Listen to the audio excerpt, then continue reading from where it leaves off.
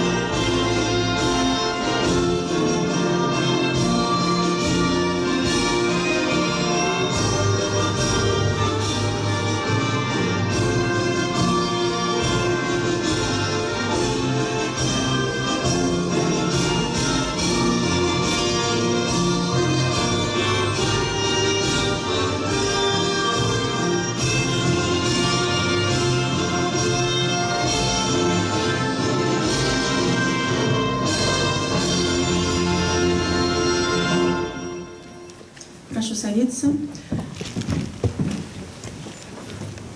Сегодня в президиуме Ананич Лилия Станиславовна, депутат Палаты представителей Национального собрания Республики Беларусь по Борисовскому сельскому избирательному округу номер 63.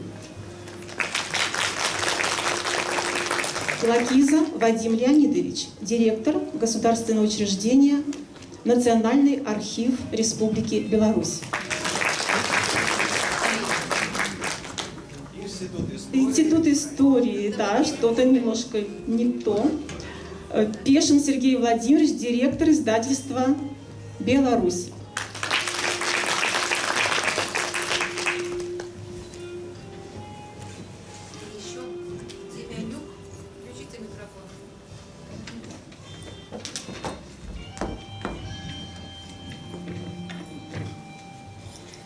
Пригласим в президиум Деменюка Андрея Константиновича, директора государственного учреждения Национальный архив Республики Беларусь.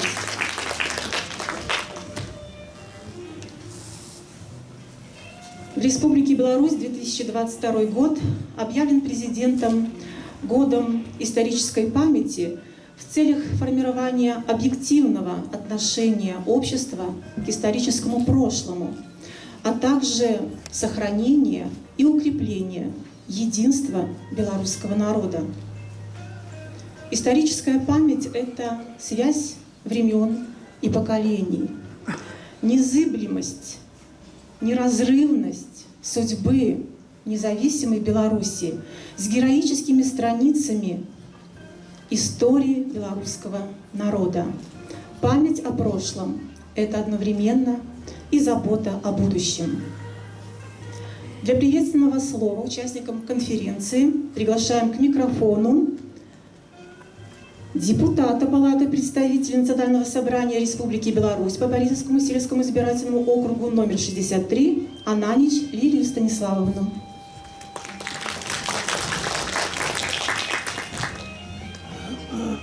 Уважаемые участники конференции, дорогие земляки, сегодня вместе с нашей Борисовской районной централизованной библиотекой Елена Сергеевна Копыток, вот скромно она вот в зале, она должна быть рядом с нами. Вот такой большой командой мы приехали к нам на Борисовщину для того, чтобы в год исторической памяти здесь, на нашей земле, тоже прозвучала вот эта тема, как она звучит сегодня во всей стране. Как она звучит в год исторической памяти, как она прозвучала тогда, когда мы открыли новые страницы страшных злодеяний фашистов на белорусской земле в рамках расследуемого уголовного дела прокуратурой Республики Беларусь. Как она осмыслена тогда, когда мы в парламенте принимали важнейшие для государства законы о недопущении реабилитации нацизма, о геноциде белорусского народа, и к этим законам имела непосредственное отношение. Для чего это надо нам с вами? Это нужно всем нам для того, чтобы не просто отдать дань памяти. В нашей стране всегда тема Великой Отечественной войны, тема героизма, тема вот тех жертв, которые понес белорусский народ, для нашего белорусского народа святая и священная. Мы закрепили всем белорусским народом это в Конституции Республики Беларусь. Сохранение исторической правды и памяти о Великой Отечественной войне. Но сегодня такое время, когда историческая память требует защиты, отстаивания, потому что в мире, к сожалению, происходят обратные процессы, и кто, как не народ-победитель, а мы часть этого народа, мы часть советского народа, нынешняя суверенная Беларусь, мы должны отстаивать и защищать историческую память. Бывая, особенно в коллективах, в школах, я вижу, что вот такая информация, она должна сегодня быть в большем объеме и в школах, и в учебных программах. Эта информация должна быть для того, чтобы каждый наш с вами, для кого-то уже внук, для кого-то сын или дочь, воспринимали историю своего народа, судьбу белорусского народа, как часть своей личной судьбы, своей личной уже жизни и истории своего рода, своей семьи. И только так мы можем быть уверенными, что Беларусь всегда будет суверенной, независимой и процветающей Республикой Беларусь. Поэтому спасибо моим коллегам, уважаемым руководителям наших важнейших государственных структур, которые занимаются сбережением исторической памяти. В эти дни вот просто десятки разных мероприятий, знаковых, весомых, нужных, и каждый старается внести свою лепту в сохранение исторической памяти. И мы сегодня здесь для того, чтобы вместе еще раз перелистать страницы нашей истории, посмотреть на нашу Борисовщину, увидеть то, что сегодня видится уже на расстоянии, порадоваться тем новым шагам, тем новым проектам, которые появились на Борисовщине по увековечиванию исторической памяти. Я думаю, что это время пройдет для нас плодотворным и, самое главное, будет полезным для того, чтобы вы дальше этой информацией тоже могли делиться. Спасибо.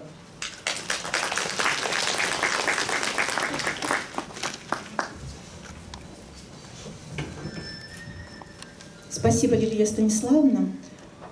Мы продолжаем. Приветственное слово предлагаем произнести директор Института истории Национальной академии наук Беларуси, кандидата исторических наук, доцента Вадима Леонидовича Лакизу.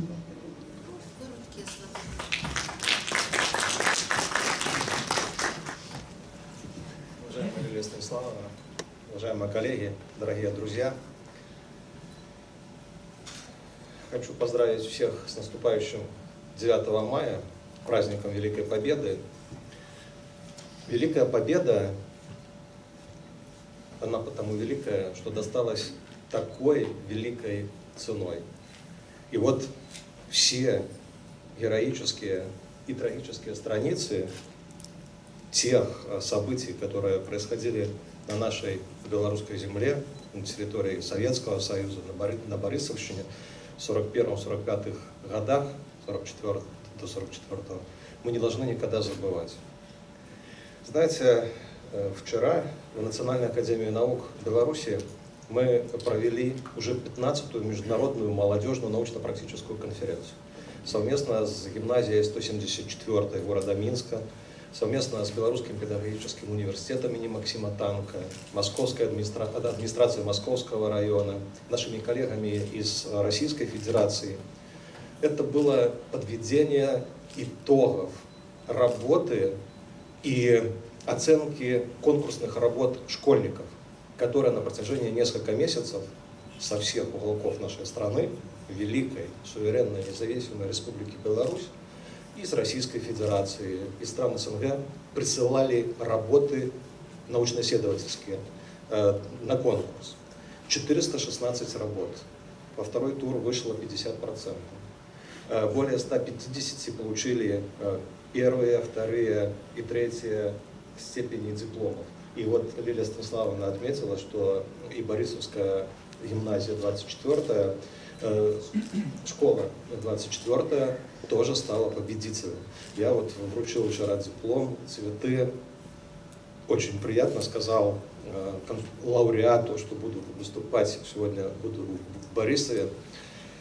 Это очень знаковое и необходимое мероприятие для сохранения исторической памяти. Потому что память наша – это воспоминания, это мифы, это рассказы.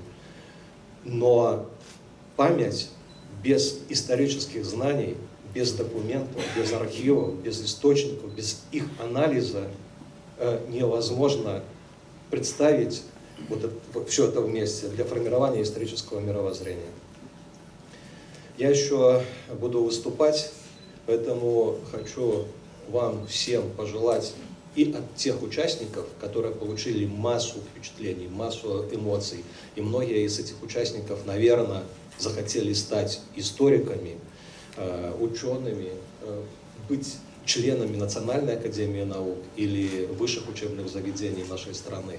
Хочу пожелать от себя, от коллектива Института истории вам всем добра, мира, здоровья, всего самого лучшего, чтобы 9 мая мы никогда не забывали, и 9 мая всегда на нашей земле была только солнечная и радостная погода. Спасибо. Благодарим, Владимир Леонидович. К микрофону приглашается Деменюк Андрей Константинович, директор государственного учреждения Национальный архив Республики Беларусь. Уважаемые коллеги, друзья, прежде всего хочу выразить слова благодарности от архивной отрасли нашей страны, в частности от Национального архива Республики Беларусь, за возможность принять участие в этой очень важной конференции, в очень важном, обсуждаемом сегодня проблемном поле. Вот именно трогательно для нас и большая честь на гостеприимной Борисовской земле, гостеприимной, героической и все-таки многострадальной, потому что мы все знаем, в годы фашистской оккупации, конечно, Борисовщина очень сильно пострадала, о чем и в том числе и в Национальном архиве хранятся неопровержимые документальные свидетельства. Поэтому сегодня вот уже прозвучало из уст коллег, что действительно нам необходимо объединить наши усилия и представителей всех ветвей власти, историков, архивистов, краеведов, всех неравнодушных людей в работе по сохранению исторической памяти, по сохранению исторической правды. И не могу не повториться, что действительно сегодня, когда в странах Европы происходит настоящая вакханалия, когда сносятся обелиски, сносятся памятники, когда идет просто глумление над прахом советских воинов, освободивших Европу ценой своей жизни от нацистов, нам очень важно действительно сохранить эту память, сохранить историю. И, конечно, в этом плане архивисты и, конечно, Национальный архив Республики Беларусь делает немалую работу. Я хочу без ложной скромности сказать, что сейчас одним из приоритетов именно вот эта работа по введению в научный оборот, по популяризации документов касательно в том числе и периода Великой Отечественной войны, в частности по геноциду белорусского народа. Для этого мы используем различные формы в работе. Это и публикационная деятельность. Например, сейчас мы завершаем уникальный проект шеститомный, называется он «Без срока давности о преступлениях нацистов и их пособников на оккупированной территории БССР в годы Великой Отечественной войны».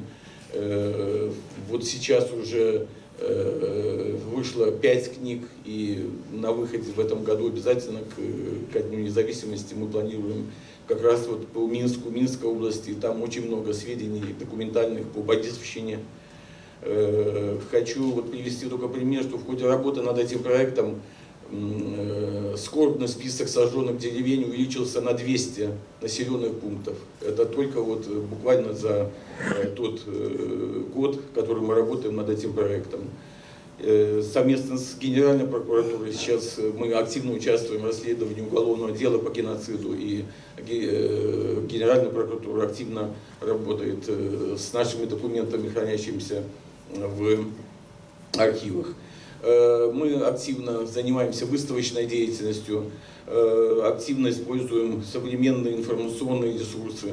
Я просто напомню, многие из вас наверняка знают, а если нет, то просто хочу напомнить о том, что совместно с Издательским домом «Беларусь сегодня» мы в 2019 году запустили уникальный интернет-портал «Партизаны Беларуси». Это своеобразная энциклопедия партизанского движения. И вот первый этап – это персонифицированный состав, представлен партизаны-подпольщиков. Вот на сегодняшний день уже более 187 тысяч партизан и подпольщиков. И ежедневно этот список пополняется новыми именами героев. Этот портал большой, огромной популярностью пользуется не только в нашей стране, но и далеко и за пределами. Поэтому он может и должен использоваться и в общеобразовательном процессе, в средних школах, в идейно-воспитательной, нравственной работе. Также вот сегодня мы смотрели, конечно, Ярослав представлял уникальную такую разработку по сожженным деревням Борисовщине. Да, за основу была положена наша база данных, которая вот ведет Национальным архивом и создана, она в свободном доступе, и также является огромным подспорьем для работы не только ученых, историков, архивистов, краеведов, но и всех, кто интересуется и любит историю нашей страны. Поэтому, уважаемые коллеги, друзья, я не буду подробно останавливаться на нашей деятельности. Меня существенно дополнит мой коллега, кандидат исторических наук Святослав Кулинок в своем выступлении уже на пленарном заседании. Я еще раз хочу поблагодарить за возможность принять участие в сегодняшней конференции, пожелать всем здоровья, мира и добра и поздравить всех с Днем Победы. Спасибо большое. Благодарим вас, Андрей Константинович. Еще извините, сегодня я также передам Елену Сергеевну, присутствую в зале, директор Центральной библиотеки, вот 2 таких сборника «Сожженные деревни Беларуси» и «Сожженные деревни России». Это тоже наши. Елена Сергеевна принимает ваши подарки. Благодарим. Фото на память. Еще раз благодарим, Андрей Константинович. Продолжим приветственное слово. Просим к микрофону Сергея Владимировича Пешина, директора издательства «Беларусь».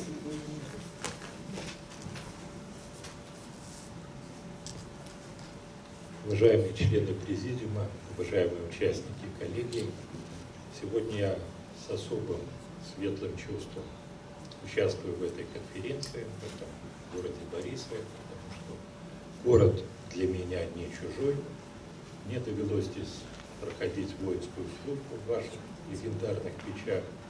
Я неоднократно участвовал в проектах по созданию фотоальбомов Борисов, других книг, посвященных вашему городу. Поэтому не понаслышке знаю о гостеприимности людей Борисовщины, о красоте этой земли. Пользуясь случаем, хочу поздравить Лилию Станиславовну Ананич с профессиональным праздником, Днем печати.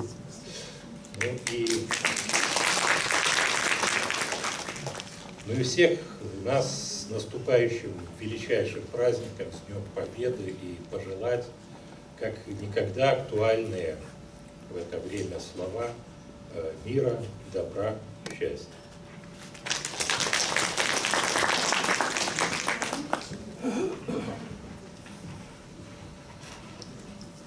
Задачи сохранения исторической памяти и воспитания патриотизма успешно решают предприятия, организации, учреждения культуры и образования Борисовского района.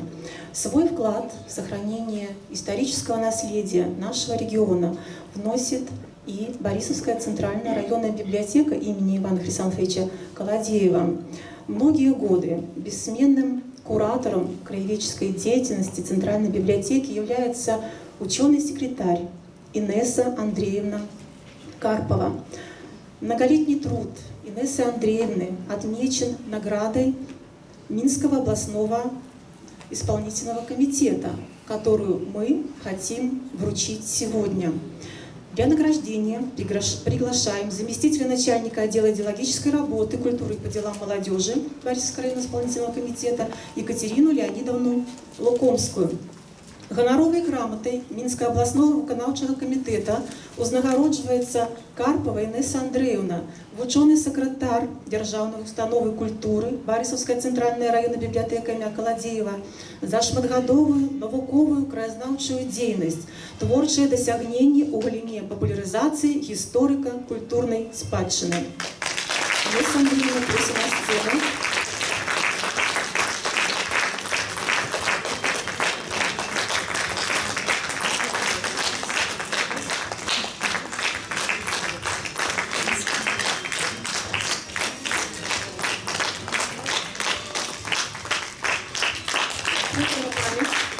Аплодисменты в зале, громче. Инесса Андреевна, поздравляем искренне. Екатерина Леонидовна, благодарим. Присаживайтесь, занимайте, пожалуйста, места в зрительном зале, а мы продолжаем. Сегодня в программе заявлены выступления экспертов по теме конференции.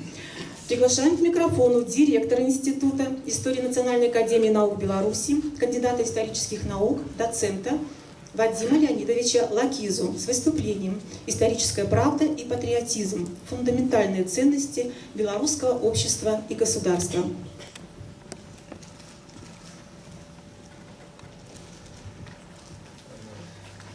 Дорогие друзья, уважаемые коллеги,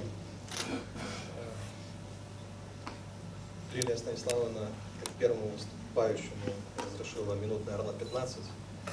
Я постараюсь и показать, и рассказать. Постараюсь в своем выступлении привести конкретные факты, примеры, вызвать у вас эмоции и воспоминания. То, что, в принципе, как вначале я сказал, ложится в основу исторической памяти. Но это задача, в принципе, каждого историка, каждого выступающего. Если у вас появятся какие-то вопросы, не стесняйтесь, задавайте. Обратная связь очень важна.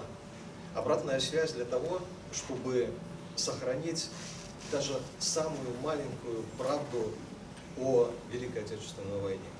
И вот, к примеру, Национальная академия наук 75-летию Великой Победы несколько лет тому назад по инициативе председателя президиума академика Гусакова Владимира Григорьевича началась всебелорусская всенародная акция «Народный летопись. Вспомним Руси».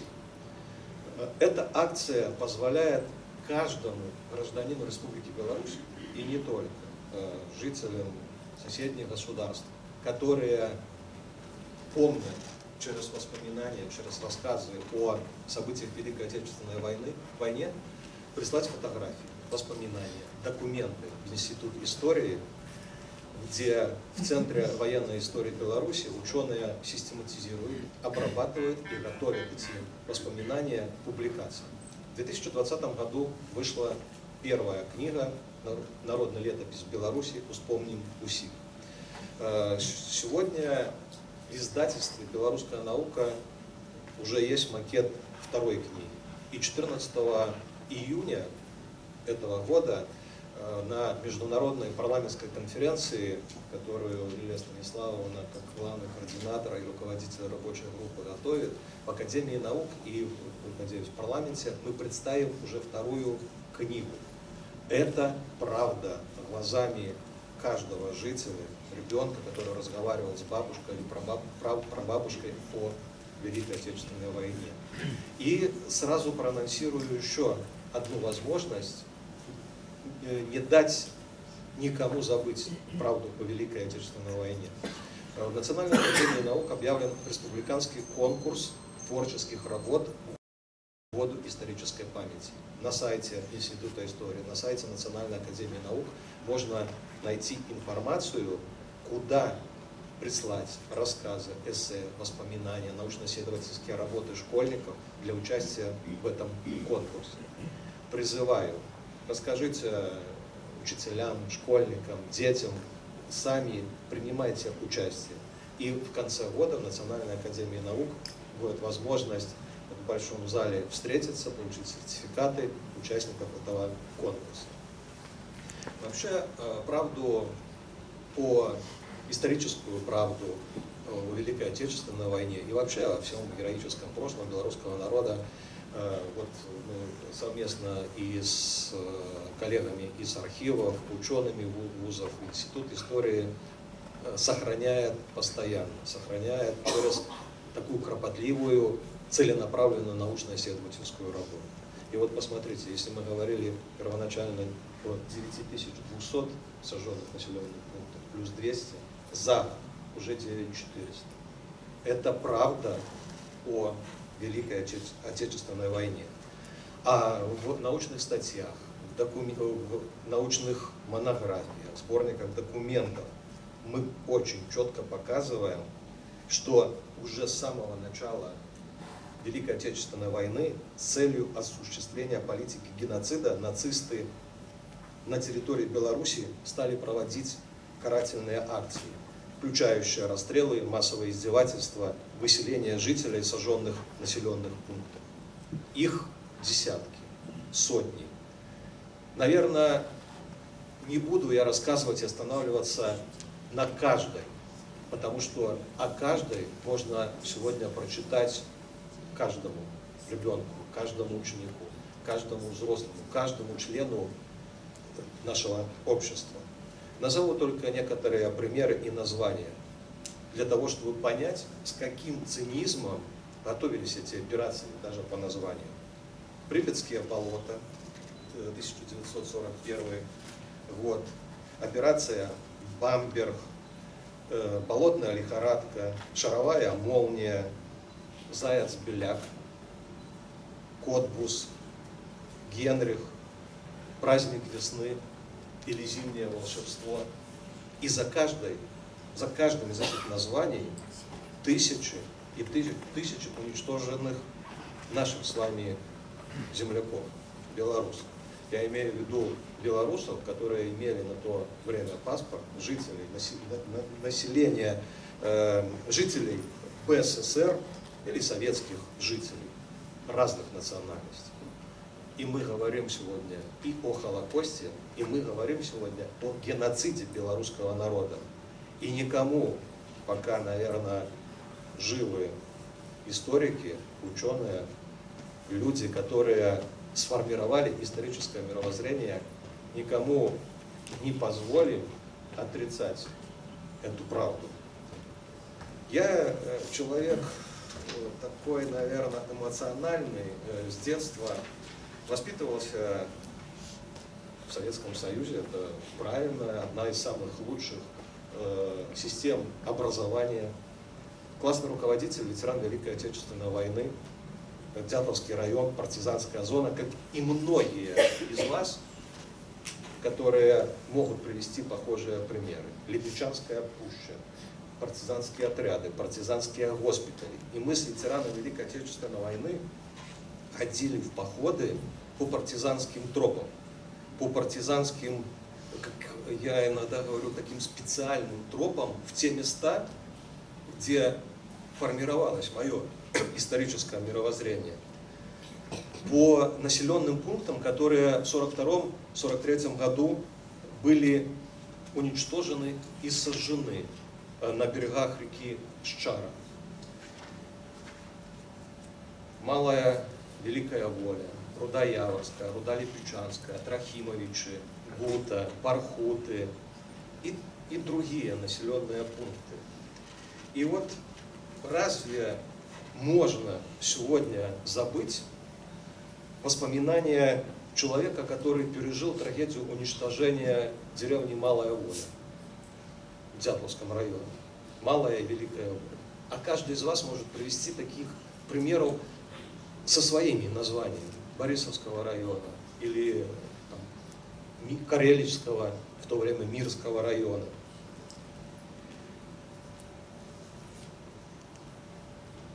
Приведу примеры для того, чтобы не быть голословным. Для Шашы колоне загадали спыніцца. Отлічыўшы чалавек 150 ад калоны, карнікі загадалі ім стаяць на месцы, астатніх павялі далей. Як толькі калоны схаваліся за паваротам, групу вялікавольцаў павялі праз Шашу да гары, якую называлі высокія магліцы. Людзі жахнуліся. Перад гарой былі установлены 3 кулямёты. Перш чым пачуць стрэлы, успамінае Іван Іосифович Павачка, які цудам застаўся жывым, я адчуў, што мне апякло пальцы на левой руцэ. Вакол стогнуць людзі. Раптам чую голас Міхайскі, это яго сын. Ой, татка, у мяне у галоўцы баліць. Ударыла новая чарга.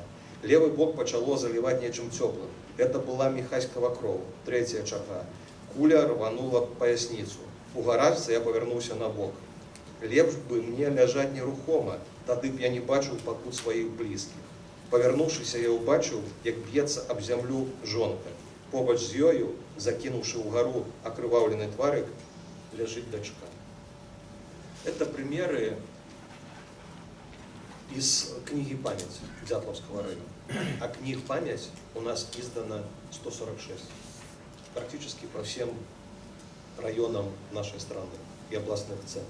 И там можно такие воспоминания найти, которые в принципе уже являются основой уголовного дела о геноциде белорусского народа.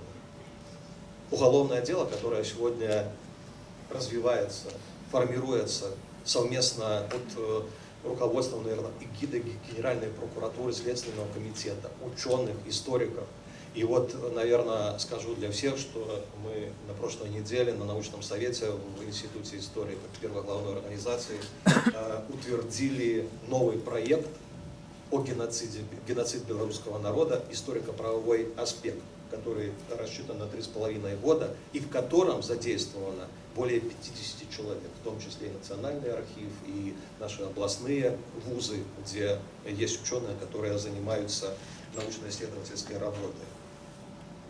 Я, уважаемые друзья, приведу еще один пример, для того, чтобы еще раз вот, перед таким знаковым событием, Днем Победы, вспомнить и не забыть, потому что если мы вспоминаем, мы никогда не забываем. У Мирскім районе одной из найбольш брудных операций было забойство прикладно 60 членов партизанских семей мясцовой полицией у вёсцы Лятки. Это к вопросу о коллаборации. Понятно, я потом чуть-чуть остановлюсь. Яно адбывалася 13 студзеня 1943 года. Галоўным сведкам выступае чалавек, які служыў пісарам у паліцыі міра і ў той жа час быў партызанскім агентам. Для акцыі з пастоў Мірскага района і нават з Барановичаў былі сцягнуты больш за 100 мясцовых паліцыянтаў і 5 жандармаў. И воспоминания человека, который выжил после той расправы. Тады я вырашыў зазірнуць у хату, з якой толькі што выйшла група паліцыянтаў. Там ляжалі 3-4 целы ў розных позах, усе ў вопратцы. Яны нерухома ляжалі ў лужынах крыві, і ва ўсіх былі прастрэляны головы. И можно ли спокойно воспринимать воспоминания девочки, которая пережила тут страшную трагедию? М стрелил у мою мать. И он застрелил ее со спины, и ее грудная клетка взорвалась. Пэўна, яны стреляли разрывными патронами. Тады яны стрелили у мою сестру и отстрелили ее правую руку. Тады у дитя отстрелили ему левую. Тады М стрелил у мою молодшую сестру и поранил ее. Дитя плакало. М повернулся и стрелил ему в голову. Мозги разлетелись по всей печцы. Прабачце за такие подробязности, але и на таких текстах, на таких успамінах, якія мы павінны памятаць, якія мы павінны чытаць, транслировать максимально для тых, хто забыўся. І ў тым ліку для тых людзей, которые, Андрей Константинович кажа, сёння разбураюць помнікі. Польша, прыбалтыйскія краіны, Украіна. А при вызваленні Польши, я покажу некалькі потым слайдаў, колькі солдат, у тым ліку беларусаў, загінула. А гэта памяць, і гэта гістарычная памяць. Паглядзіце, шановныя калегі, на слайдах, хутка прагартаю. Беларусь, партызанскі край. І гэтыя лічбы, якія дакладна паказваюць увесь гераізм і антынародное супрацьстаўленне. Не скарылася Беларусь, не прыняла тую ідэалогію вызваліцеляў, якія ішлі з захаду вызваляць нас. Калабаранты былі, але калабарантаў было значна менш, до 30 000, розныя лічбы. Так? А у атрадах партызан змагалася 374 000 чалавек. 44 000 больше партизан загинуло, подпольщиков 70 000.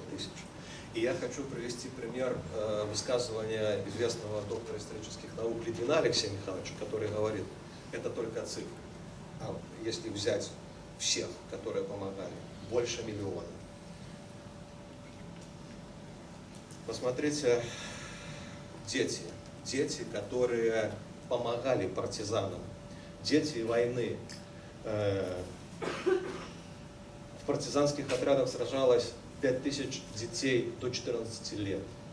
Молодежь до 30 лет составляла 54%. Это цифры. Там дальше на слайде я не буду зачитывать. Партизанское движение всенародное.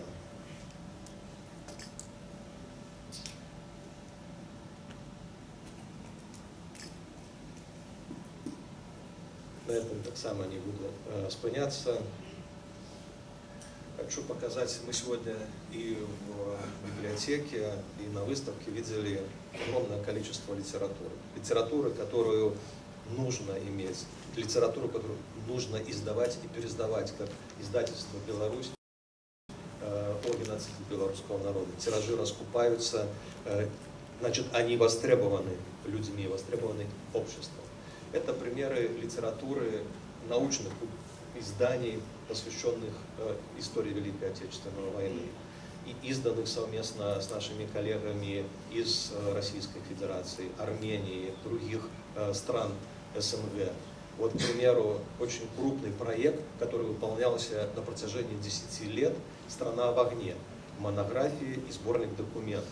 И три наших ученых из Национальной академии наук Коваленя, Александр Александрович, Алексей Михайлович Литвин и Ирина Юрьевна Воронкова получили премии Национальной академии наук Беларуси и Российской академии наук Беларуси. Кстати, о изменении подходов, идеологии к событиям Великой Отечественной войны. Этот проект вначале планировался и начал выполняться, вот первый том тремя странами: Беларусь, Россия и Украина. С 2014 года наши друзья из Украины отошли от этого проекта, и завершение вот уже только с нашими российскими коллегами.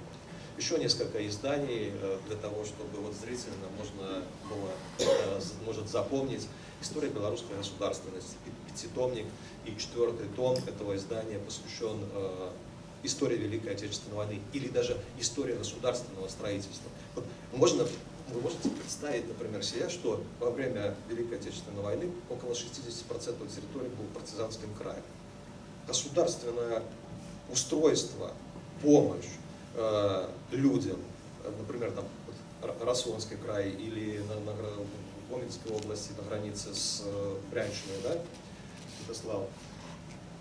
Еще несколько книжных изданий, и Беларусь партизанская, советские святы и партизанские отряды. Вот последнее издание «Беларусь полыми» 1941 года, одно из последних изданий, посвященных Великой Отечественной войне. И еще один момент, очень важный. это подготовка учебных изданий для школ и для вузов. Там вот в нижнем ряду справа «История Великой Отечественной войны». Это крупнейшее издание для стран союзного государства. На его основе готовится учебное пособие для стран СНГ под руководством Кабаленя Александра Александровича и академика, член-корреспондента из Российской Федерации Пивовара. Важнейшее издание, где очень четко прописаны все моменты, которые могут использоваться в педагогической, научной и идеологической работе. Вот про народный летопись я вам сказал. Еще несколько таких серийных изданий, в каждом из которых есть статьи, посвященные событиям истории Великой Отечественной войны. Вопрос геноцида белорусского народа, издание, проведение научно-популярных практических конференций во всех регионах, во всех областях, посвященных знаковым историческим датам, и ветераны, которые принимают участие на конференциях. Даже, извините, последние ветераны, которые еще остались живых. Это очень важно, это такой практический шаг для воспитания патриотизма. Посмотрите, потери войск Красной Армии, Польша, 600 тысяч, Чехословакия, это при освобождении. И вот в этих странах разрушаются или уничтожаются памятники.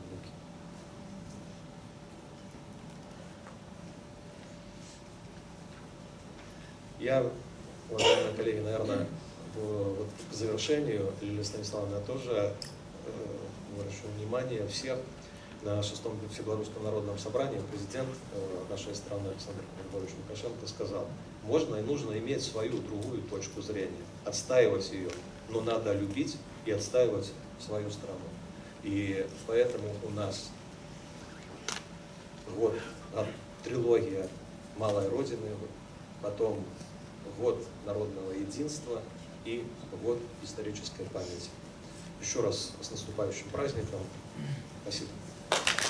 Спасибо, Владимир Леонидович. Действительно, очень важное ваше выступление. Благодарим. Приглашаем к микрофону заведующего отделом публикаций Государственного учреждения Национальный архив Республики Беларусь Святослава Валентиновича Кулинка с выступлением «Документальная память о Великой Отечественной войне. Открывая архивы». Добрый день, уважаемые участники конференции, уважаемые гости, дорогие друзья. Действительно много было сказано о геноциде, о памяти. Это очень правильные, нужные слова.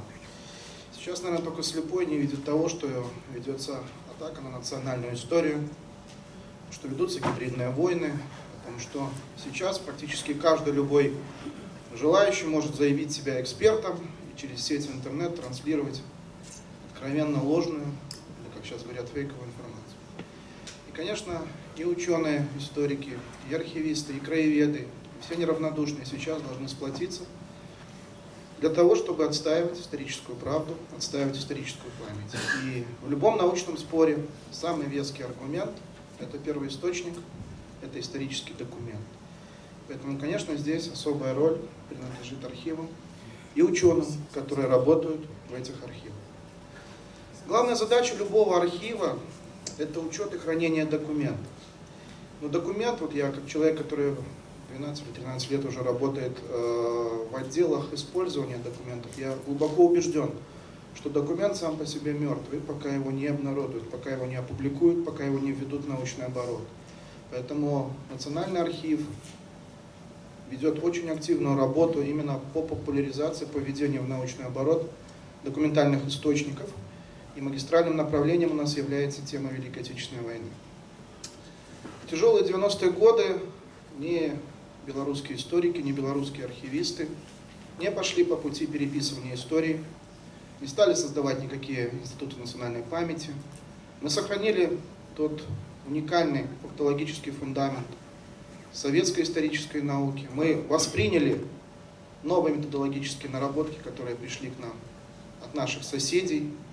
Мы осуществили архивную революцию в том плане, что архивы стали открыты, И это дало нам возможность пойти эволюционным путем изучения истории, без переписываний, без переворачивания, без ревизий.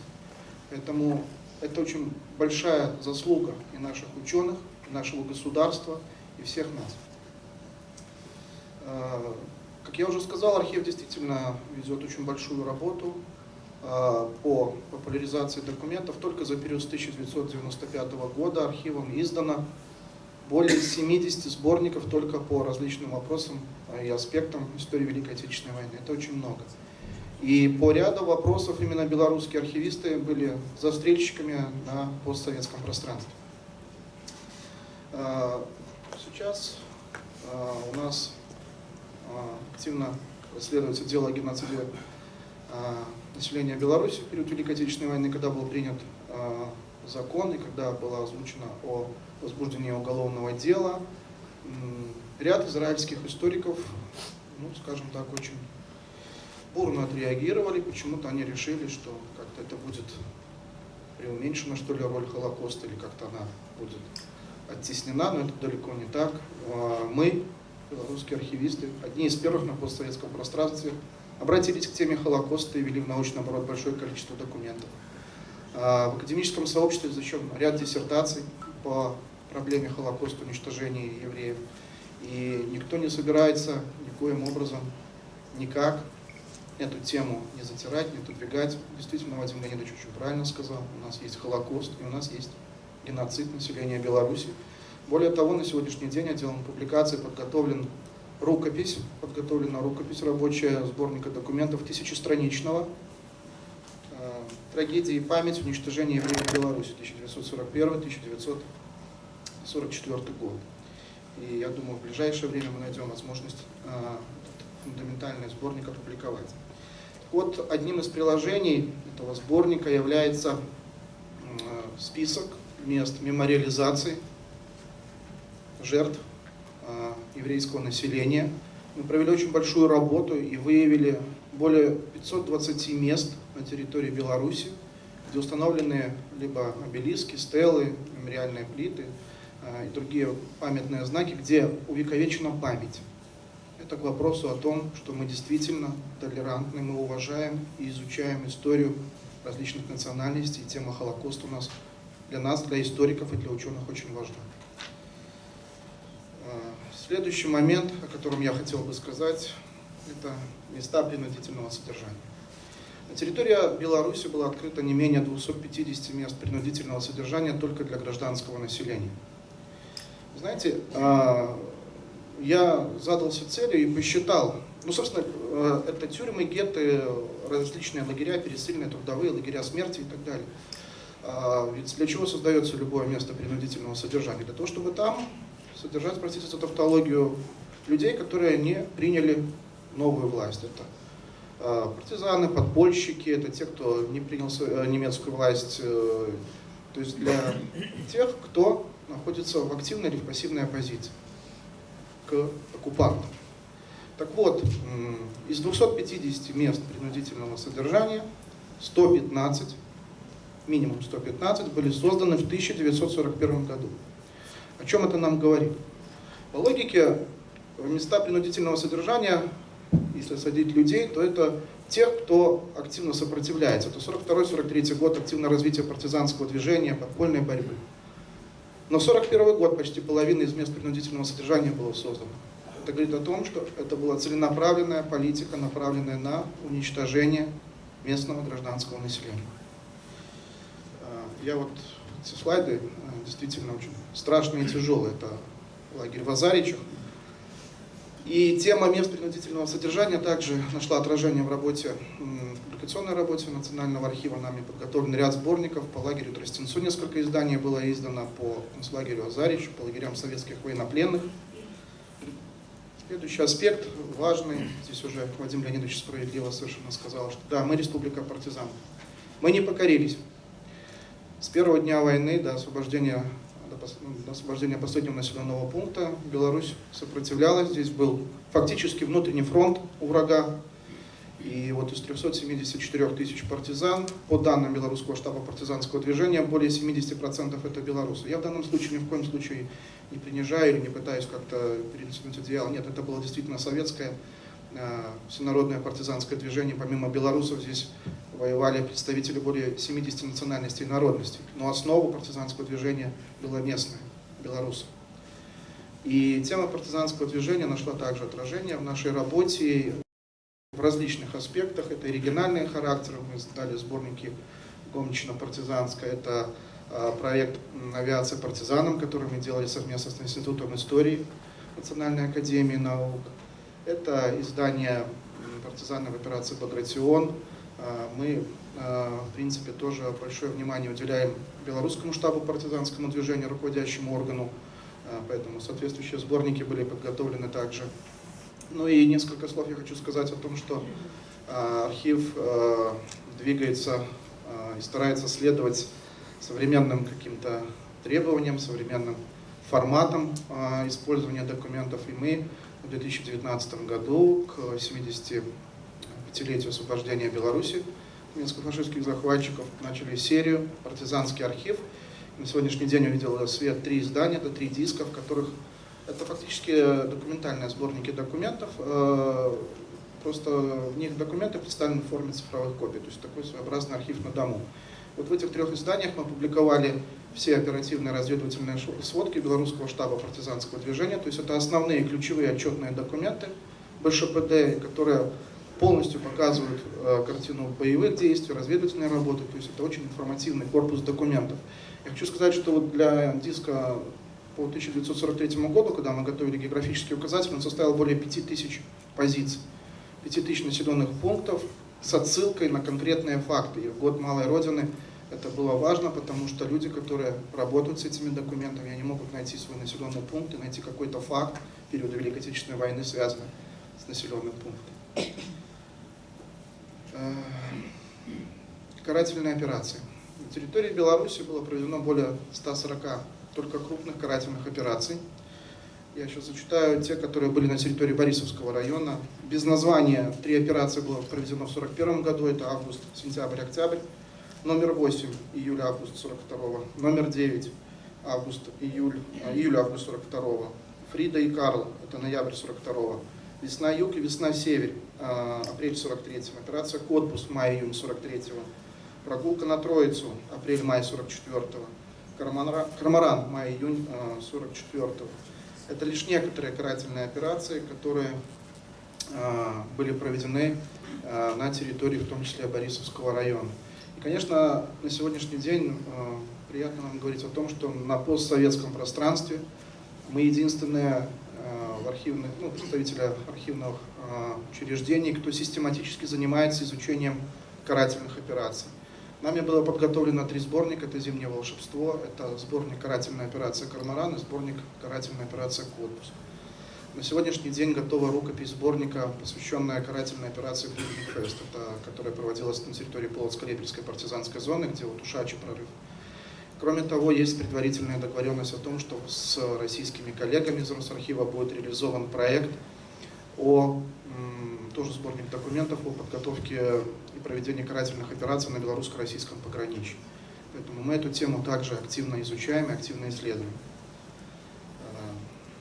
Следующий момент. Сожженная деревня Беларуси.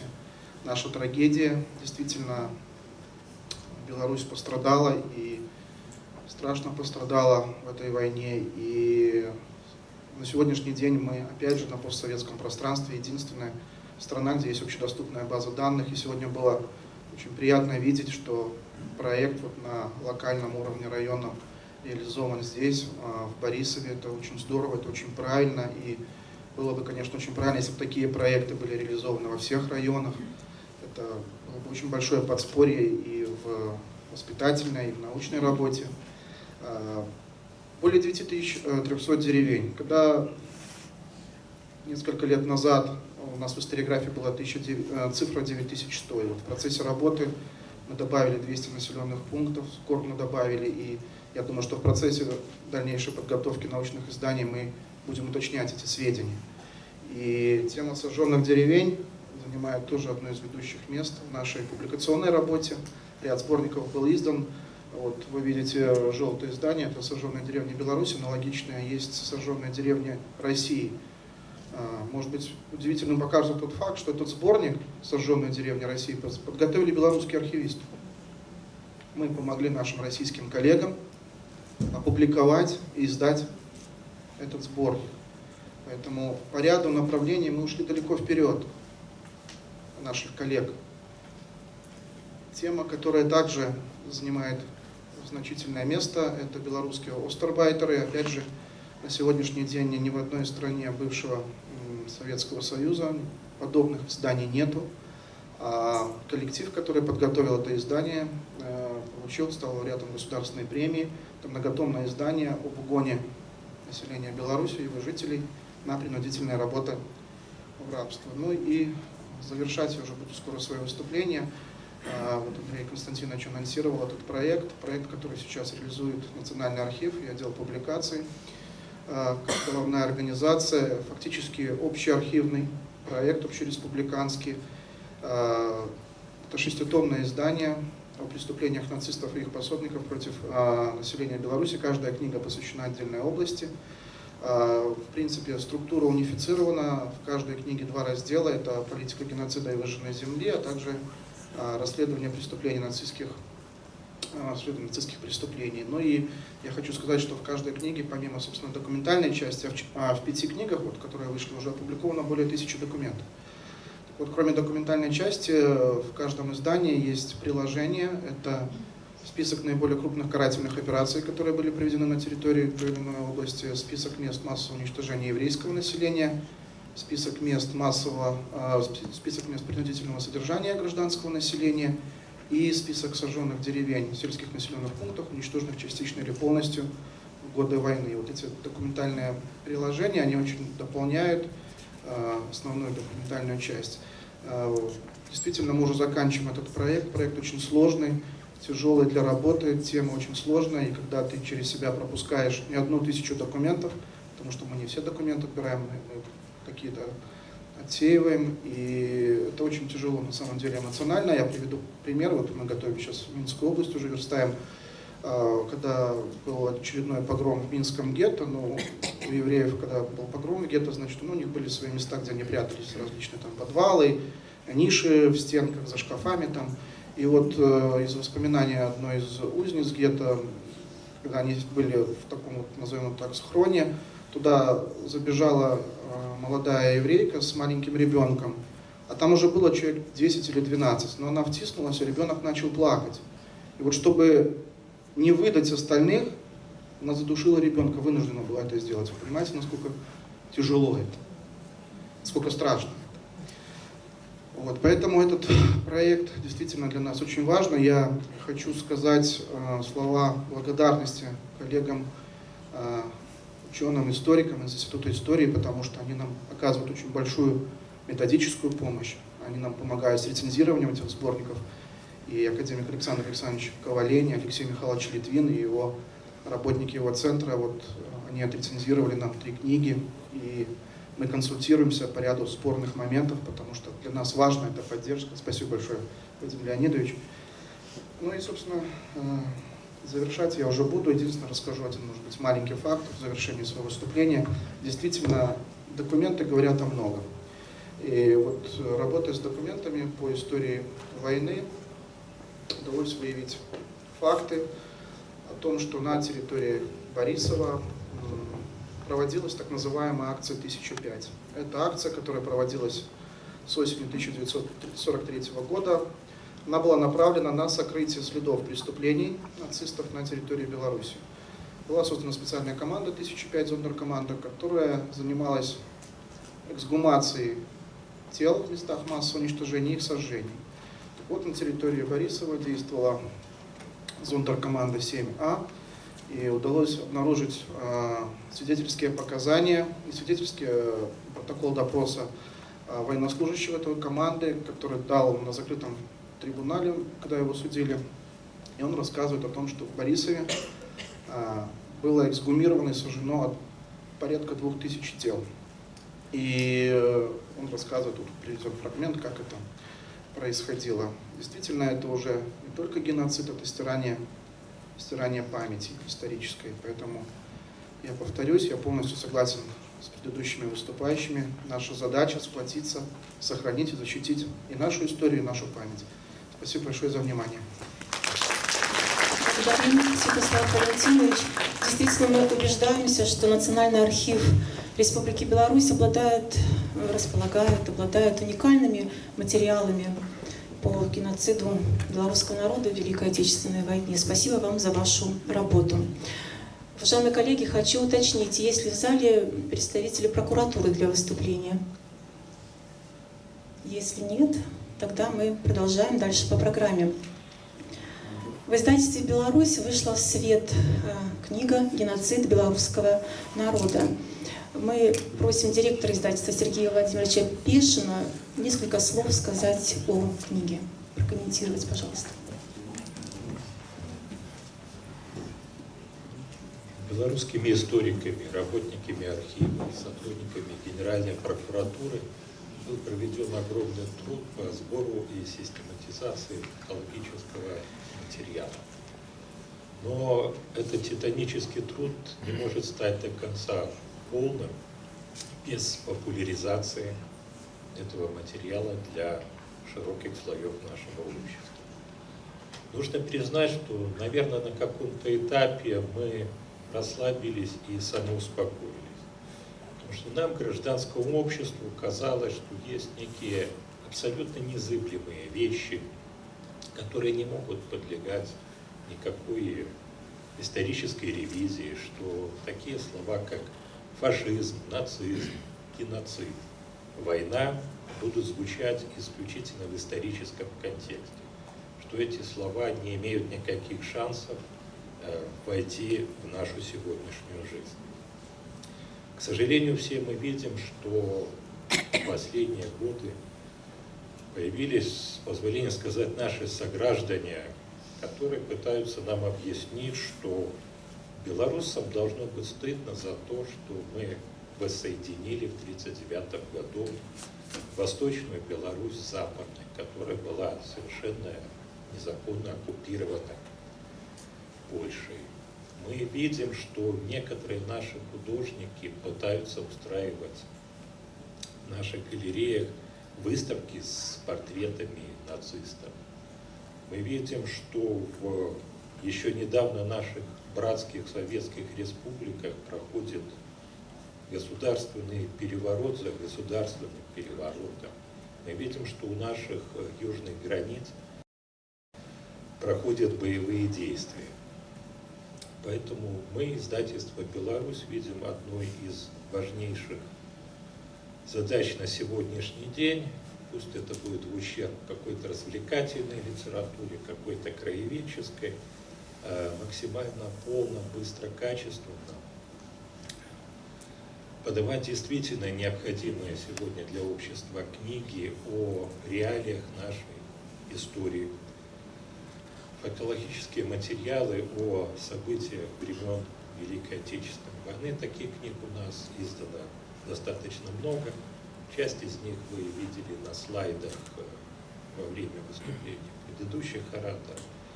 Часть из них, самые новые, можно увидеть возле входа. Мы организовали небольшую выставку-продажу с подобного рода литературой. Там есть что посмотреть. Это действительно достойные вещи, не вызывающие сомнения, подтвержденные серьезными именами исследователей.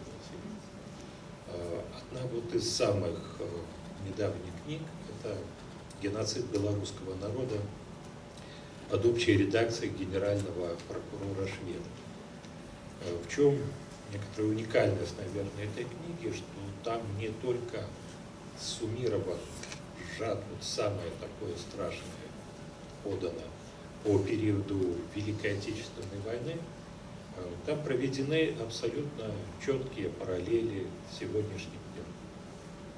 Часть книги просто построена на сопоставлении событий времен Великой Отечественной войны и событий, происходивших у нас, к сожалению, в 2020 году.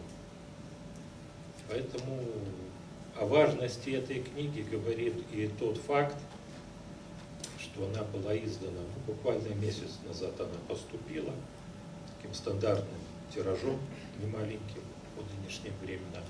И буквально в течение месяца эта книга была реализована, то есть интерес к ней у нашего общества просто огромный. Мы уже договорились с Генеральной прокуратурой о переиздании этой книги еще большим тиражом, потому что нам продолжают поступать заявки от организаций, от граждан.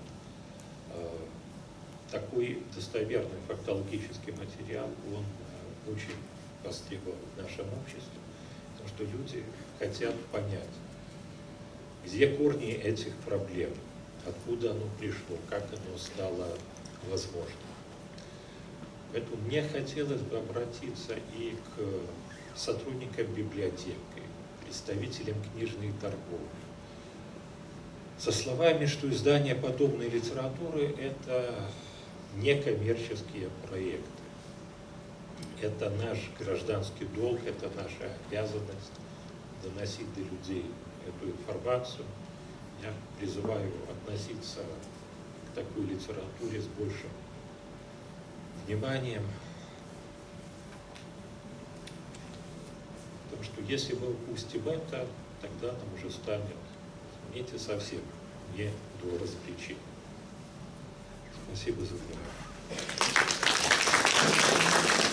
Спасибо, Сергей Владимирович. Уверяю вас, что в библиотеках Борисовского региона сотрудники достойно будут работать с этим изданием, с книгой «Геноцид белорусского народа». И, конечно, максимально подрастающее поколение будет знать правду о геноциде наших земляков белорусских во время Великой Отечественной войны.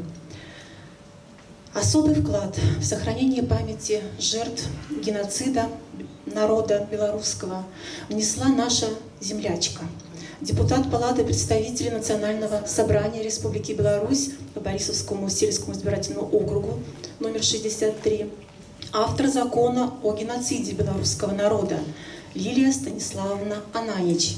Тема выступления – мемориальное законодательство в контексте защиты исторической памяти. Лилия Станиславовна, вам слово. Спасибо за такие слова.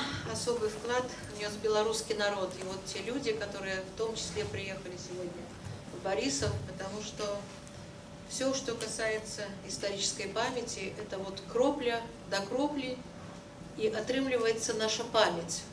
Вы знаете, когда в Палате представителей Национального собрания Республики Беларусь мы готовили вот законопроекты мемориальные, это мемориальное законодательство, это законы, которые увековечивают историческую память, которые расставляют акценты на исторических скрижалях.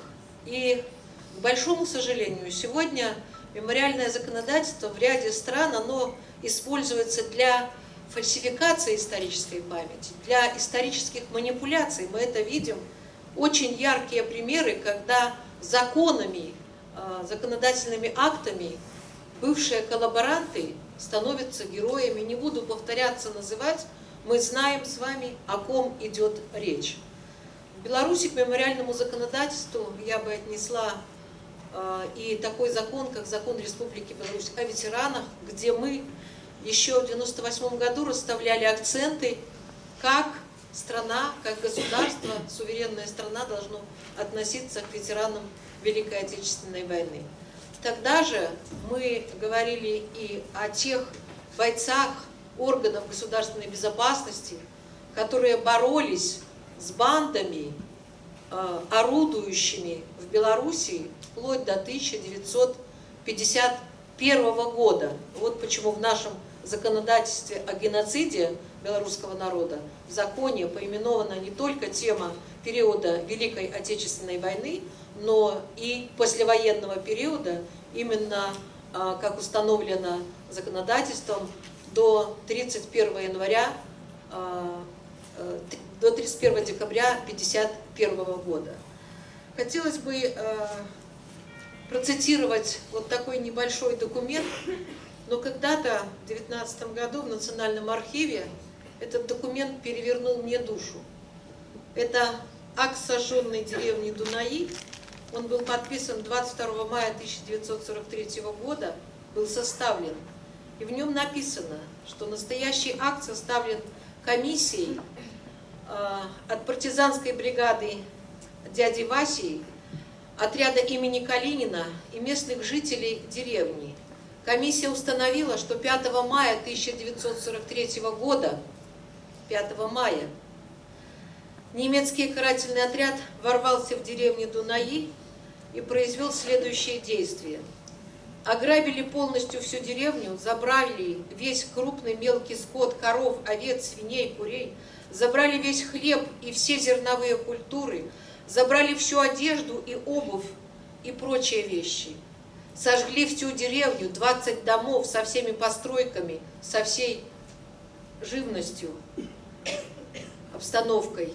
Живыми сожгли 38 человек, из них 8 человек стариков и 9 человек детей. И вот дальше поименно, по списку читаешь, и душа кровью обливается. Вот когда я это все читала в парламенте, поверьте, умудренные опытом, жизнью депутаты, никто не мог вот без слез слушать эту информацию. А мы, готовя этот законопроект, мы в том числе проводили такой большой круглый стол с участием Генерального прокурора Республики Беларусь, с участием представителей Национального архива. Мы говорили как раз об этих конкретных фактах. Так вот, пофамильно. Альшук Анна, 37 лет. Альшук Женя, 6 лет. Альшук Зина, 9 лет. Альшук, 6 лет. Дальше 6 месяцев, 3 годика. В чем были виноваты эти люди? Среди этих людей, дорогие мои земляки, есть фамилия моей бабушки и прабабушки. И по воле судьбы отец был в партизанском отряде, здесь есть его тоже роспись, как местного жителя. Поэтому мне это было вот такой, знаете, такой личной историей.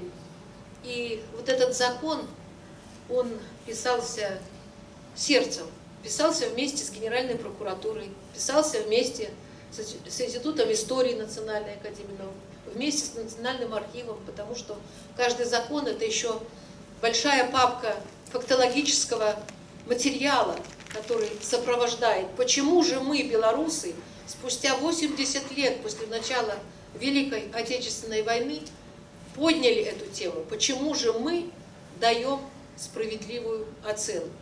И вот этим законом мы как раз говорим о том, что спустя вот 80 лет после начала войны белорусы не только отдают дань памяти, но и в строгом соответствии и с Конституцией Республики Беларусь, а также с Конвенцией о предупреждении преступления геноцида и наказании за него от 9 декабря 1948 года, Конвенция о неприменимости срока давности к военным преступлениям и преступлениям против человечества, ноябрь 1968 года. Вот в соответствии с этими документами, законом о геноциде белорусского народа, установлен факт геноцида белорусского народа во время Великой Отечественной войны и в послевоенный период. Здесь уже звучало много вот такой тяжелой для восприятия информации. Я позволю себе несколько дополнить тему современных расследований, поскольку вот представителей Генпрокуратуры нету. Это из тех документов, которые и озвучены в книге, и которые звучали в парламенте, что сегодня вот расследуется дело о геноциде белорусского народа, и потому что есть живые еще свидетели. Опрошено более 13 300 свидетелей, большинство из которых, свыше 7 тысяч, узники концлагерей и лагерей смерти. Уже вот исследованы большие массивы архивных материалов и установлены по показаниям свидетелей многие и многие места, которые ранее были неизвестны. Уже с 2021 года, с момента возбуждения уголовного дела, проведено раскопки в 12 местах. Извлечены останки более 2000 человек. Например, на территории Минского района вблизи урочища Уручье находится не менее 7 мест массового захоронения времени оккупации нацистской Германии. Количество погребенных 38 тысяч человек. Это было раньше неизвестно. По документам уже установлено, что в известном нам лагере Тростенец, где и из Европы тоже привозили узников, и они уничтожались, и белорусы, и россияне. Так вот, была цифра 206 тысяч с половиной, которая была установлена Государственной чрезвычайной комиссией в 1944 году, взвешивали груды пепла и примерно определили эту цифру свыше 200 тысяч. Сегодня эта цифра, и это уже документальные сведения по документам, они, возможно, будут еще уточняться, но вот уже в книге под редакцией генерального прокурора Андрея Ивановича Шведа дается по материалам совокупно свыше 500 тысяч человек. И таким вот капелька к капельке, вот эта историческая память. Мы всегда с вами знали, что каждый третий, сначала говорили каждый четвертый белорус, каждый третий теперь мы знаем, но эта цифра уже свыше 3 миллионов человек. Вдуматься только, какой демографический ущерб нанесен нашей стране, нашей республике. Нас бы было не менее 30 миллионов, наверное, сегодня. Мы были бы другой страной по потенциалу человеческому. Поэтому вот это то, что является геноцидом. Закон о геноциде белорусского народа не только о наказании, а наказание серьезное. За публичное отрицание геноцида сегодня речь идет об уголовной ответственности. Есть и с использованием средств массовой информации, интернета, и еще накладывается на деяния служебные и до 10 лет. А как иначе? Как иначе, если даже у нас в Беларуси, там, где свято чтится эта память, находятся художники, которые рисуют галереи портретов, которые убивали наших людей и пытаются показать, что это герои. Да, если в твоей одной голове непорядок, пусть Господь тебе будет судьба с твоей головой и с твоим непорядком. Но у страны, у государства есть духовная память, есть фундаментальные ценности, и они должны быть неприкасаемы. И поэтому вот об этом закон. Закон еще о том, что память о геноциде белорусского народа будет и дальше увековечиваться.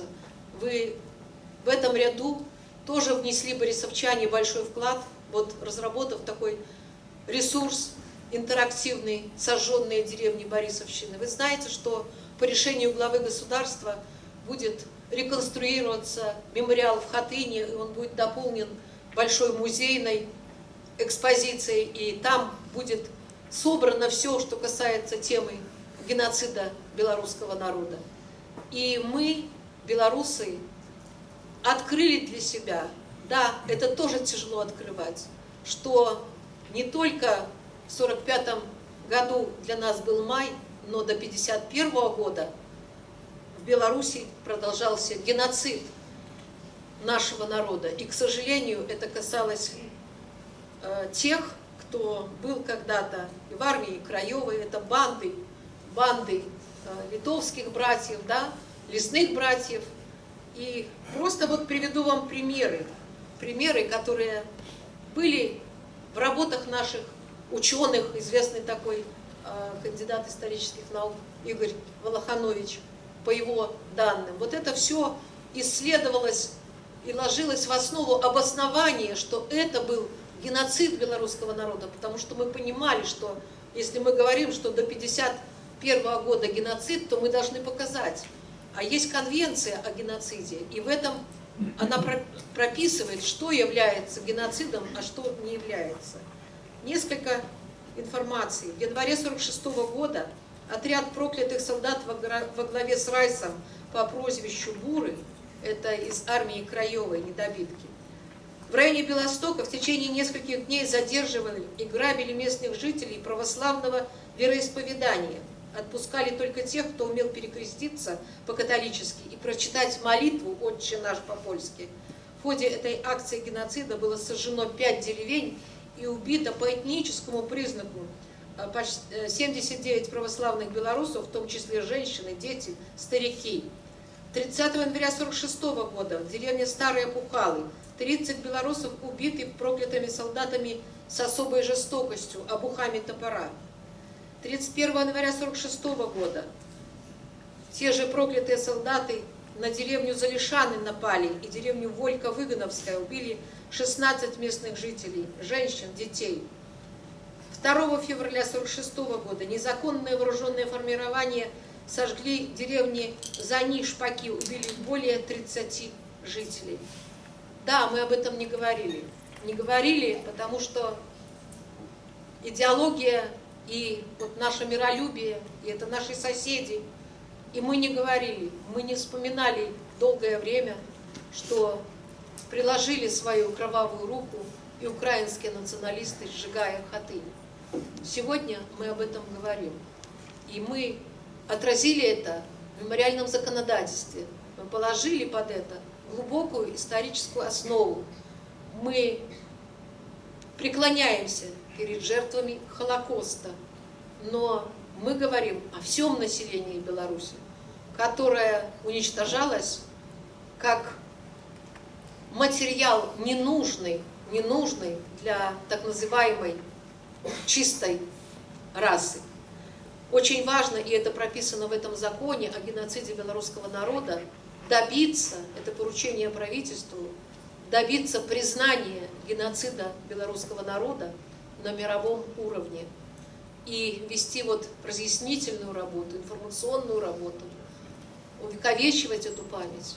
Потому что, как я обозначала выше, без этого мы не сможем уверенно смотреть в будущее.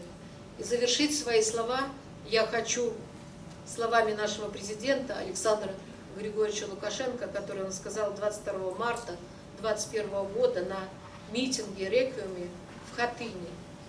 Александр Григорьевич подчеркнул, что память о жертвах нацизма для нашего народа священна. Бережное отношение к ней – это наша национальная идея. Я думаю, что с такой национальной идеей Беларусь всегда будет суверенной республикой Беларусь, а наш народ будет жить в мире и согласии. Спасибо вам, дорогие земляки, за ваше время и за эту память, за то, что мы сегодня в преддверии 9 мая вместе вспоминаем эти страницы. И с наступающим 9 мая. Спасибо. Огромное спасибо, уважаемая Лилия Станиславовна. Действительно, в выступлении Лилии Станиславовны есть все слова, конечно, важны. Закон, с которым мы будем работать, память неприкасаема. Эта фраза должна быть услышана нами всеми. Большое спасибо. Нацистская политика геноцида в Беларуси 1941-1944, Борисовский район. Выступление Александра Анатольевича Балябина, историка, археографа Краеведческого центра библиотеки имени Колодеева. Добрый день, уважаемые участники конференции, добрый день, уважаемые гости. Действительно, тема эта трудная, сложная, тяжелая. И как уже говорилось, здесь на Борисовщине тоже она очень сильно пострадала. И вот если те данные, которые существуют еще в советские времена, то на Борисовщине было, потеряло около 48 тысяч населения своего. Но я начну с того, что 22 июня 1941 года Беларусь в числе первых советских республик приняла на себя удар фашистской Германии. И уже буквально через неделю курсанты Борисовского танкового училища вместе со сводными частями Красной Армии, подошедшей первой Московской мотострелковой дивизии, приняли на себя удар частей вермахта, которые планировали переправиться через Березину, закрепиться и развивать наступление дальше. Ну, в частности, бои под Борисовым — это отдельная тема, очень интересная, именно вот оборона Борисова.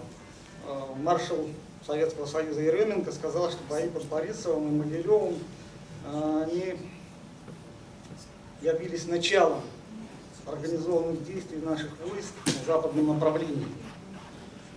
Несмотря на героическую оборону города, Борисовщина была оккупирована, и она находилась под немецкой оккупацией 3 года.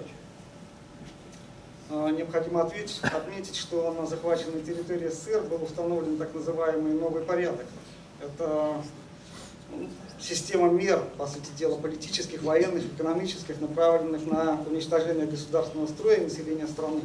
Но в частности, по завершении войны планировалось захваченную территорию разделить между немцами и заселить. Так вот, на Борисовщине планировалось оставить всего-навсего, непосредственно в самом Борисове оставить всего-навсего 15 тысяч жителей, а по данным переписи 1939 года в Борисове проживало около 39 тысяч человек. И заселить город Борисов 5 тысячами колонистами. Вот эти 15 тысяч они должны были работать на вот этих вот немцев. Здесь уже говорилось много о том, что вот этот вот новый порядок, он насаждался методом геноцида и массового террора. В частности, были созданы различные лагеря смерти, сотни деревень были сожжены в результате карательных акций. Мирное население выгоняли бороновать минные поля. И вот по свидетельству жителя Борисовской деревни Буденича Мазаревского, именно так поступили с его односельчанами при проведении карательной акции «Котбус», которая проходила на Борисовщине в мае-июне 1943 года. И очень много жителей деревни тогда погибло или получили тяжелые увечья. Молодежь массово выгоняли на работу в Германию. Вот по Борисовскому району эта цифра составляет 7,5 тысяч человек. Уже здесь говорилось о том, что были созданы различные лагеря смерти как для военнопленных, так и для мирного гражданского населения. Вот я назову только некоторые лагеря смерти, которые были созданы непосредственно в городе Борисове. В июле 1941 года в Борисове непродолжительное время находился 9-й и 20-й армейские сборно-пересыльные пункты, в задачу которых входила фильтрация, первичный учет солдат и офицеров Красной Армии, их отправка в тыловые лагеря. В начале войны уже появились транзитные пересыльные лагеря ДУЛАГи. В частности, вот в Борисове в период оккупации существовало 6 таких лагерей. Они идут под номерами, я называть их не буду.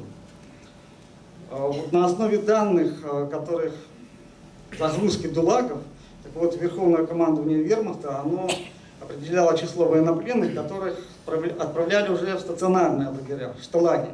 И вот в Борисове было создано 2 таких лагеря. Это шталаг номер 8.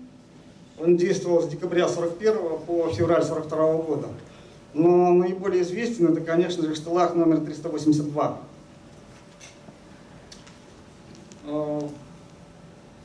И я вот приведу показания жителя города Борисова Сергея Ходосева, который с августа 1941 по февраль 1942 года содержался в этом лагере. И вот что он говорил следователю, который занимался установлением того, что происходило в лагере. Когда я прибыл в бывший военный городок в городе Борисове, всего находилось там около 50 тысяч человек. Военнопленные размещались в казармах, гаражах и прочих постройках военного городка. Все здания были забиты до отказа. и 1002 примерно находились прямо во дворе под открытым небом. Кормили военнопленных очень плохо. На 6 человек в неделю выдавалась буханка хлеба, испеченная пополам с необмолоченной гречневой крупой. И ежедневно, 1 раз в сутки, каждому военнопленному литр баланды. Опять же, сваренный из необмолоченной гречневой крупы. Работать заставляли до тех пор, пока человек или не умирал, или не падал от изнеможения. Но даже вот таких вот изможденных и больных красноармейцев их поднимали прикладами, плетками и заставляли работать. Вот на основе данных, которые составляла городская чрезвычайная комиссия по учету ущерба, нанесенного немецко-фашистскими захватчиками и их сообщниками, на территории лагеря за период его существования погибло около 10 тысяч красноармейцев, захоронено 9240 человек. Еще один лагерь для военнопленных, он существовал в районе бывшего городка Желдарбата. Это так называемый вот зеленый городок, борисовчане его хорошо знают. Он существовал с августа 41 по 42 год. И на территории этого лагеря от голода, холода, болезней, эпидемии погибло 812 человек. В Борисове и Борисовском районе находились лагеря, где содержалось только гражданское население. В частности, самый известный лагерь, это, конечно же, в линейном районе Борисова. Действовал так называемый, немцы его так называли, трудовой лагерь. Ну, по документам он еще проходит как профинтер. Дело в том, что узники этого лагеря работали на предприятии профинтера на ТУП, нынешняя бумажная фабрика Газнака, и Коминтерна, Борисовский док. Так вот, период существования лагеря, в нем погибло мирного населения 2500 человек. И последние казни, они были 28 июня 1944 года, когда уже на землю Борисовщины наступили войска Красной Армии. Так вот, расстреливали мирных граждан как немцы, так и полицейские. В августе 1941 года в левобережном Борисове, в старой части города, было создано гетто. И в течение буквально уже 20-21 октября вот это вот гетто, оно было ликвидировано. То есть узников гетто в количестве более 7 тысяч человек их вывели на окраину города, вывезли и там расстреляли. Причем, опять же, в расстрелах принимали как немцы, так и полицейские. Период с июля 1941 по июнь 1944 года тысячи жителей, арестованных Борисовского региона, они прошли через застенки Борисовской тюрьмы. И еще в советские времена были обнаружены на военном полигоне, это сейчас 227-й общевойсковой полигон, более 4500 мирных граждан, которые были казнены в разное время вот именно на территории самой тюрьмы. И вот по данным, опять же, этой городской, которая в Борисове была создана чрезвычайной комиссией, за период оккупации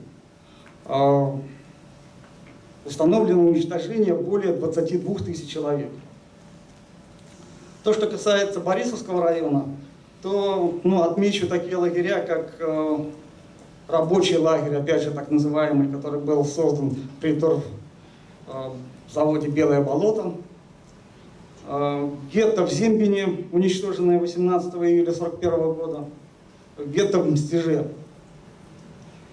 О карательных акциях здесь уже говорилось. Так вот, хочу сказать, что во время проведения этих карательных акций, операций, которые Борисовщина, вот их прошло около 10. Так вот, при проведении их было сожжено около 130 деревень. Трагическим символом злодеяния фашизма на белорусской земле является деревня Хатынь. Она была сожжена, напомню, 23 марта 1943 года. А 28 мая того же года каратели сожгли 576 жителей деревень Иконы, Горелый Луг и Пустомстиш.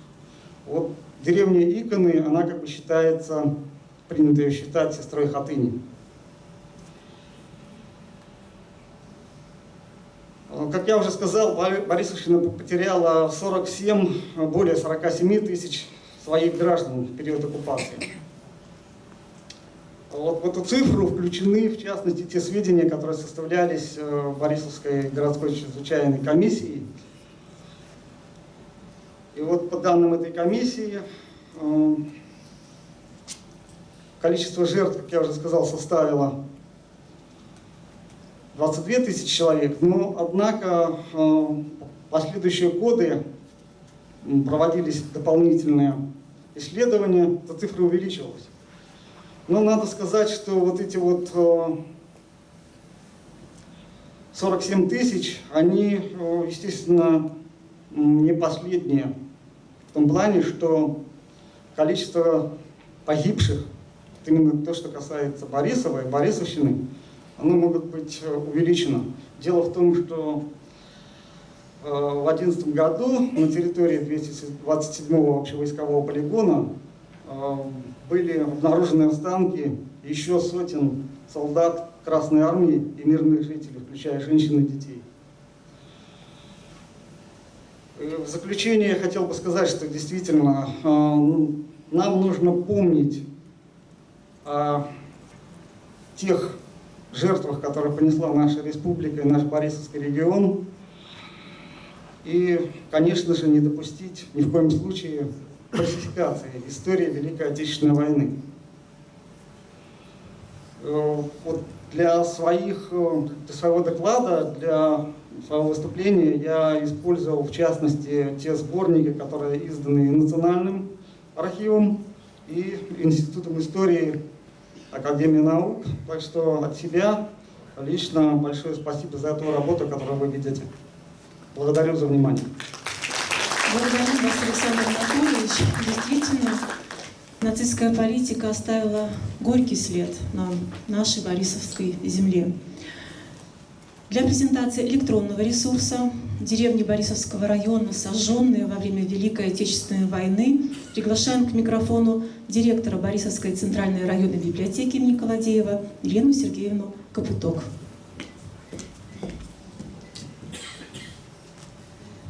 Добрый день.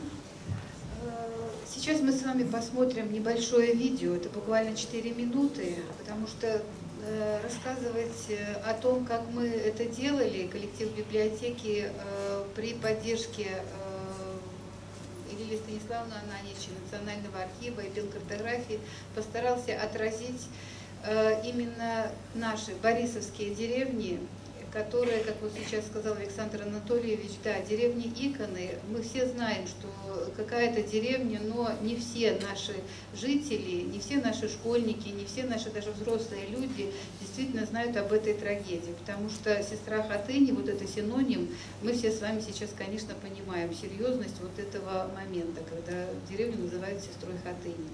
Поэтому мы хотим, задача любой библиотеки, это не только собирать, аккумулировать информацию, анализировать ее, но и рассказывать об этом, вести просветительскую работу. Вот с этой целью и создан был вот этот электронный ресурс, это полнотекстовая база данных, которая посвящена 131 сожженной деревне Борисовского района. Вы сегодня все прошли, когда приходили в этот зал, вы видели выставку библиотеки, где были представлены небольшие такие, значит, бумажные листовочки. Я думаю, что вы разобрали, перейдя по QR-коду, вы сможете поближе познакомиться с этим ресурсом уже непосредственно на рабочих местах дома. И мы очень хотим, чтобы вы рассказали как можно большему количеству людей, своих сотрудников.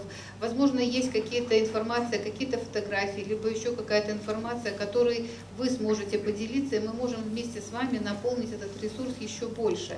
Он находится в открытом доступе на сайте библиотеки, и можно совершенно спокойно воспользоваться этой информацией. Вот. Я благодарю Лилию Станиславовну и участников сегодняшней конференции, мы уже заканчиваем, за предоставленную возможность поделиться этой информацией. Вот. И сейчас, собственно говоря, обратимся, 4-минутный видеоролик, мы посмотрим, из чего состоит этот ресурс и как можно им воспользоваться. Спасибо.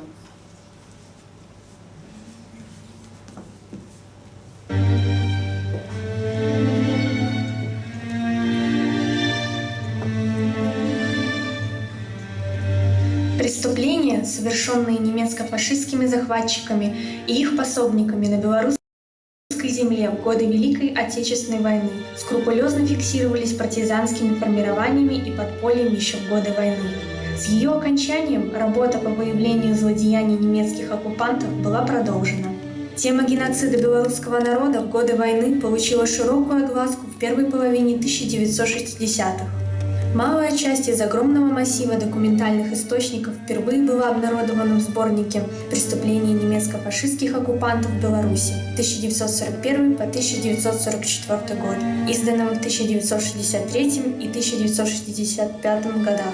С открытием в 1969 году мемориального комплекса Хатынь весь цивилизованный мир узнал о тысячах поселениях, сожженных немецкими захватчиками в период оккупации нашей республики. В последующем данные уточнялись и систематизировались. К 40-летию освобождения Беларуси обобщенные сведения были обнародованы. В первую очередь назовем книгу «Нацистская политика геноцида и выжженной земли в Беларуси» с 1941 по 1944 годы, 1984 года издания. В книге приведены списки населенных пунктов, уничтоженных вместе с жителями и не восстановленных после войны, уничтоженных вместе с жителями и восстановленных после войны, уничтоженных частью с жителями и не восстановленных после войны, уничтоженных частью с жителями и восстановленных после войны. Указана административная принадлежность населенных пунктов к районам и областям БССР, количество дворов и населения до войны, количество уничтоженных дворов и населения, а также месяц, год трагедии. Именно на основе этих данных был составлен список сожженных сельских поселений Борисовщины, включенный в историко-документальную хронику, книгу «Память». В целях формирования объективного отношения общества к историческому прошлому и сохранения правдивой информации о тех трагичных для нашего народа временах сотрудники Борисовской центральной районной библиотеки имени Ивана Хрисантовича Голодеева создали базу данных деревни Борисовщины, сожженной в годы Великой Отечественной войны. База данных построена по алфавитному принципу и содержит различные информационно-иллюстративные материалы. Информационная составляющая ресурса представлена в виде алфавитного списка всех деревень, сожженных нацистскими оккупантами в период с 1942 по 1944 год на территории современного Борисовского района, названия деревень, даты их уничтожения, количество домов и населения до войны, количество разрушенных домов и погибших жителей деревень после карательных действий, документальных источников, публикаций научных сотрудников музеев и выдержек из монографий краеведческого характера, документальных источников, актов о преступлениях, совершенных оккупантами, сведений об общих захоронениях граждан пострадавших деревень, списка использованных источников. Иллюстративная составляющая ресурса представлена в виде интерактивной карты Борисовского района с расположением всех известных, сожженных во время Великой Отечественной войны деревень, изображений книг, находящихся в фонде Борисовской центральной районной библиотеки имени Голодеева по теме «Белорусские деревни, сожженные в годы Великой Отечественной войны», фото изображений братских могил жертв войны. База данных сформирована на основе печатных материалов исторического и краеведческого характера, данных из Национального архива Республики Беларусь, карты сожженных деревень на территории современного Борисовского района, фотоизображений братских могил жертв войны, которые погибли во время карательных операций, проводимых нацистскими оккупантами.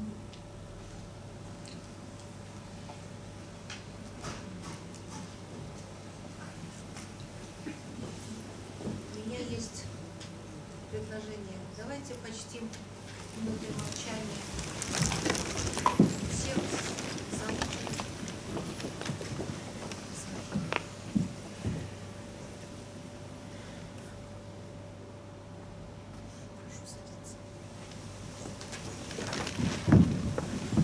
Благодарим всех сотрудников Центральной библиотеки, всех, кто причастен к созданию данного электронного ресурса. Это действительно очень важная работа, которая, думаю, будет пополняться. Это база, и действительно патриотическое воспитание будет продолжаться в нашем регионе. Дорогие друзья, очень важно помнить о том, что тот, кто забывает уроки истории, тот обречен пережить их заново. Наш с вами общий долг — защитить историческую правду о подвиге белорусского народа и сохранить историческую память для будущих поколений. Уважаемый президиум, мы сейчас просим вас занять места в зрительном зале, потому что для всех, для нас сейчас музыкальный подарок, выступление нашего замечательного народного хора ветеранов труда городского дворца культуры имени Горького.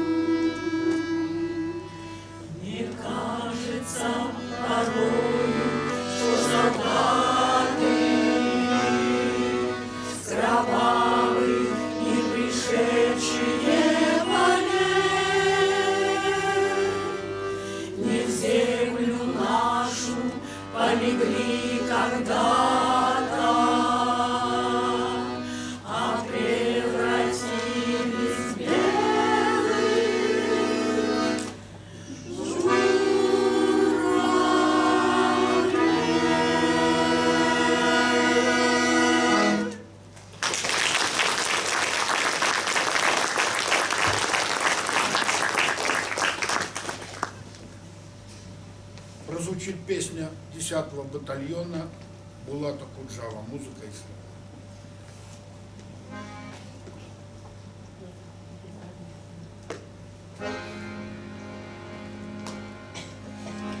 Здесь птицы не поют, деревья не растут,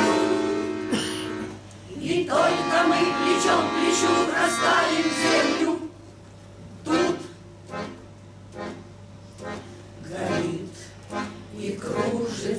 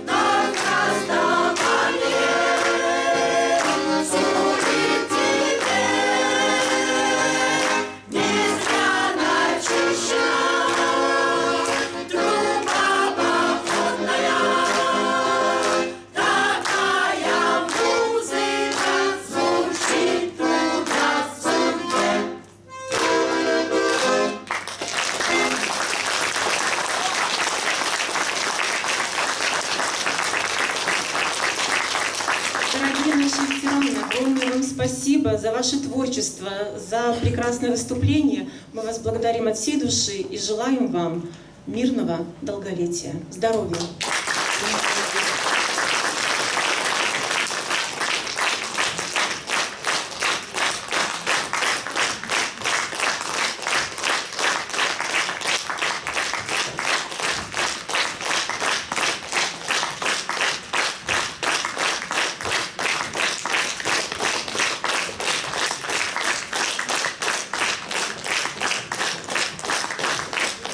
Дорогие друзья, мы выражаем всем вам искреннюю признательность за участие в сегодняшнем мероприятии. Мы благодарим всех за внимание. Наша работа конференции нашей окончена. Желаем вам тоже, нам всем здоровья и мирного долголетия. Звучит гимн Республики Беларусь.